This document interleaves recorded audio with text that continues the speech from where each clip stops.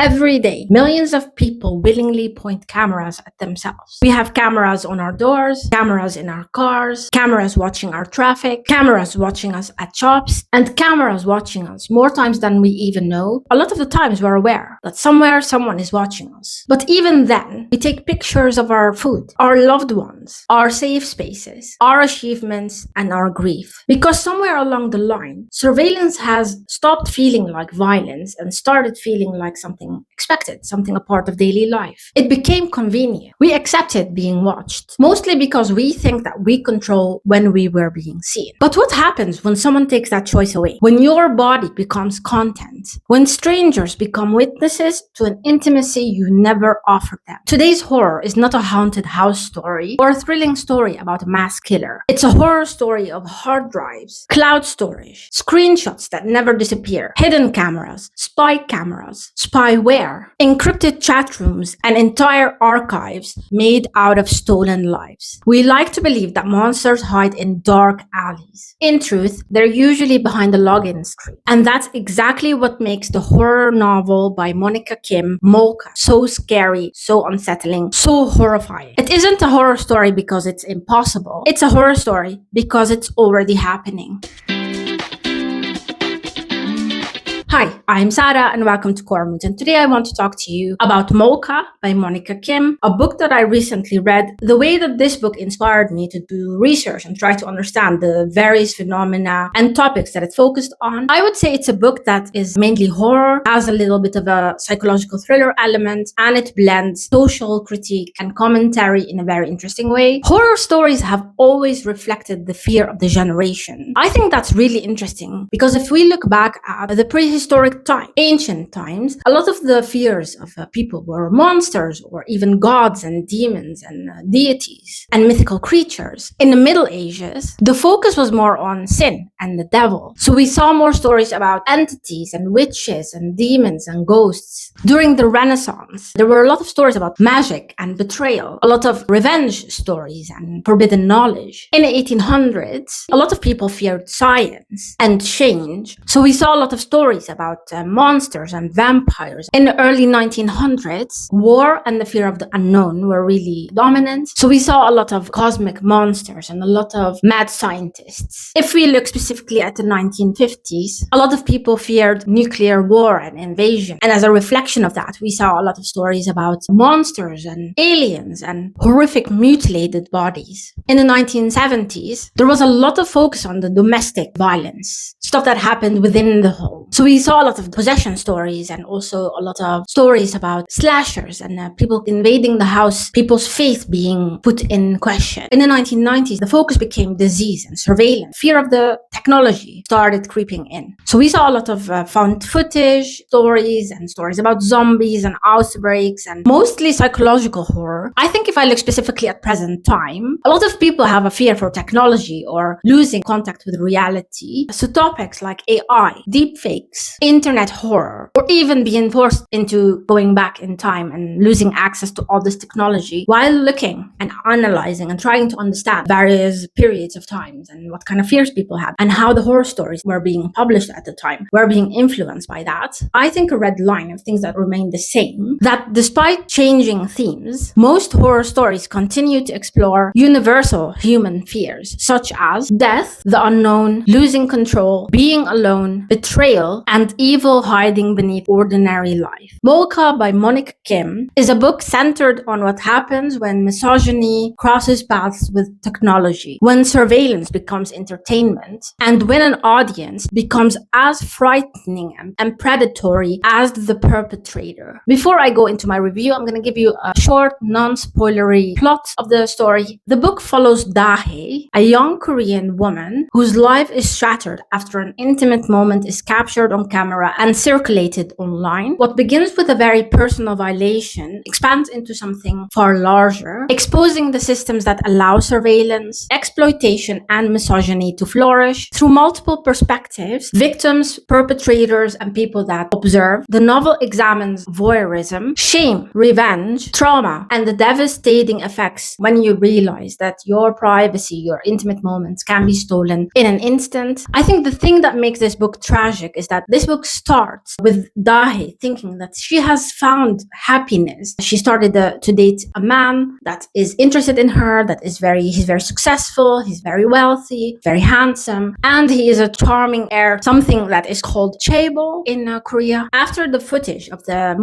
intimate moment that they share together gets circulated and shared with the world, he leaves the country, leaving Dahi behind to face all of this on her own. While all of that is happening, as if that is not tragic enough, at Dahi's workplace, she crosses paths with Junyoung, a smart IT guy that is usually quiet and very much unnoticeable to most of the people working there. Junyoung has a very dark and creepy secret, and as buried trauma resurfaces and the boundaries between psychological and supernatural horror begin to blur, Dahi's anger, grief, and fear transform into an all-consuming desire for revenge. Before I start discussing the themes of the book that caught my attention, I just want to focus on the word Molka. I don't know if anyone has heard this word before. I watch a lot of South Korean content, so I know the word Molka. I know it's short for the word molle camera, which means hidden camera. In a lot of South Korean words, they abbreviate words and just shorten them. And hidden cameras are a huge problem for women in South Korea specifically. You can, if you Google or look on YouTube, watch a lot of guides how to check for a hidden camera if you go to a public bathroom, how to check for a hidden camera if you go to a hotel, if you rent a B&B, if you are dating someone and you go to their place. There are a lot of different ways that you can check and make sure you're safe. The South Korean government has taken measures to make sure that, for example, there are like teams of people going around checking that different bathrooms in public places don't have cameras. So it's a routinely checkup thing that they do. To the innocent souls between us, why would someone hide a hidden camera in a public bathroom or in places other people's are being intimate? Well, because this thing has evolved online in specific circles where men have been enjoying watching candid moments of specifically women, and it varies in the extremity and levels of content. A lot of these images circulate first in small groups of people that are interested in the same things on various chat apps, and I think that they eventually, a lot of the times, end up on a pornographic site, which is very disgusting. A lot of people, and specifically women, have been protesting in South Korea to make sure that more is done, because a lot of women were and are still being harmed by this. If you buy a phone in South Korea, that phone won't have the ability to shut off the sound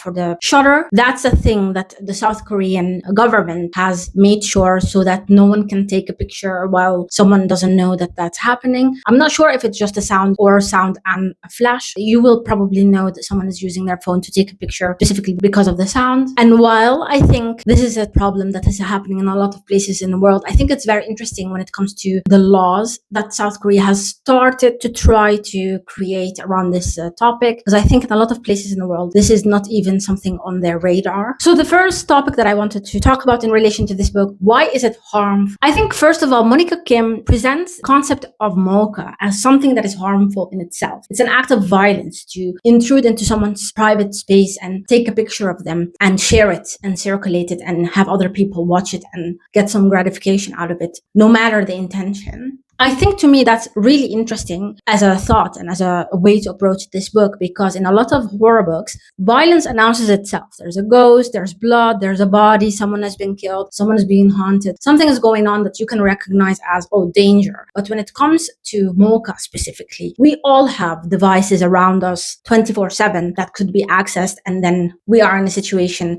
where we are being surveillanced by people we don't want to give this kind of access. I think the moment that Dahi is filmed without her consent, she loses agency over herself, over her image, and the extent of the way this image is circulated and how people are watching it and having opinions about it or having gratification. I think that is very damaging to the identity and to one's sense of safety. There's a loss of ownership over your own body, over your own image. Also, another factor, once a recording exists, it's never gone. So I think that also, the re-traumatization is a huge factor filter. If you get an image deleted somewhere, it can pop up somewhere else. And I think that's like a continuous thing that is harmful. There's like something infinite about it. It can be copied, downloaded, re-downloaded, shared, reshared, and archived by people whose identity mostly remains anonymous. So I think that's also unfair. The violation is not something that happens in a moment. It's something that is continually happening. The internet becomes a source of trauma forever. I think that's what made Molka such an interesting and horrific book and concept and idea to me, because it tells you that the horror doesn't stop.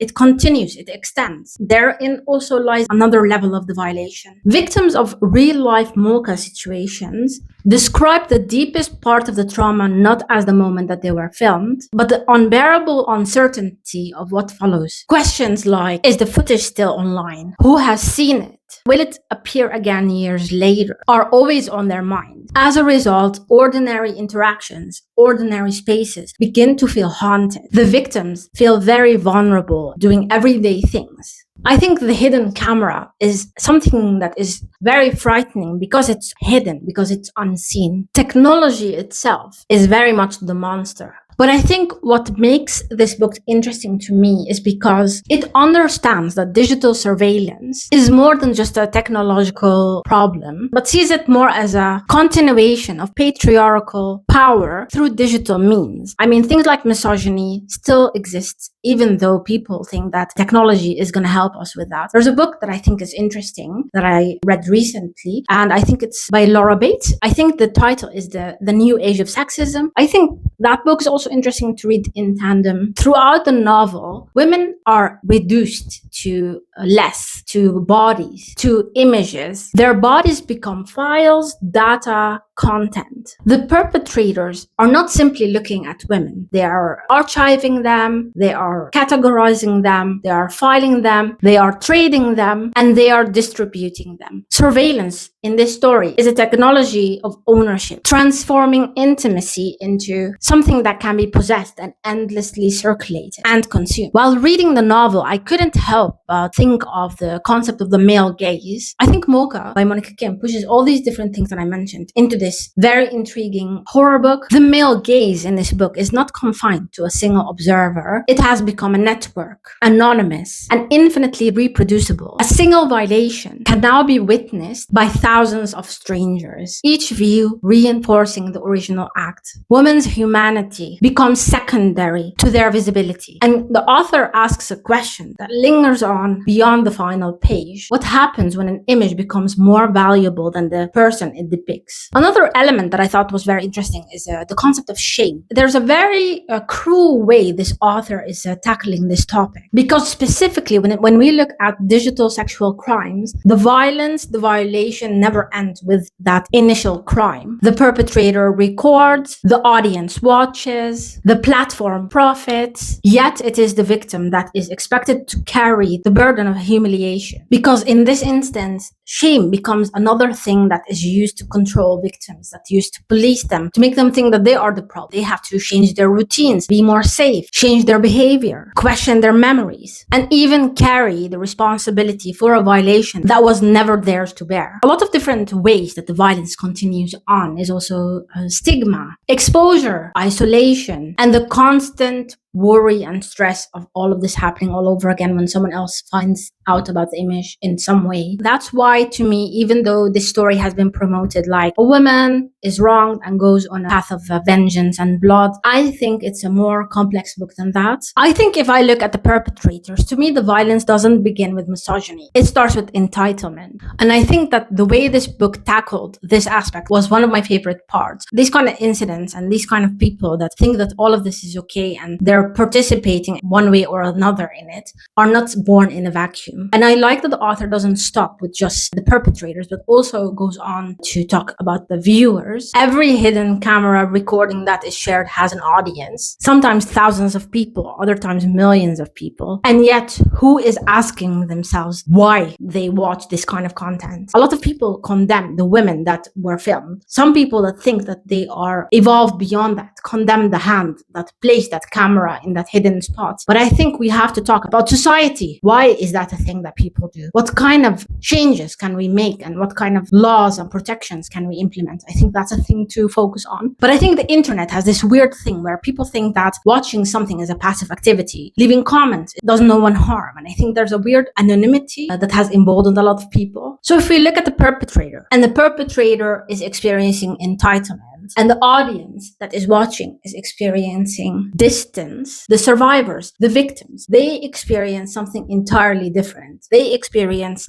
social exile. When I say exile, I don't just mean exile from other people, but also exile from the self, exile from one's identity, from one's image. A lot of survivors describe losing trust in their own bodies, or being unable to look at themselves in the mirror, feeling unsafe. They feel like they realize that privacy is no longer a right, but a very fragile illusion. Every glance, every notification brings with it the horror of the possibility of exposure. I really liked how the author was really sensitive and also very raw in the way that they depicted Dahi's experience. I think, to me personally, the thing that really caught my attention about this book and what horrified me is that this is possible. This is something that is already happening, that a lot of women are suffering of in a lot of different places in the world, even Europe and North America. So it's not a region-specific problem. This is a problem that a lot of women are dealing with. It's not a story about distant monsters or imaginary threats. This is real life. And I think a lot of people don't realize that there are systems that are in power that are contributing to keeping all of this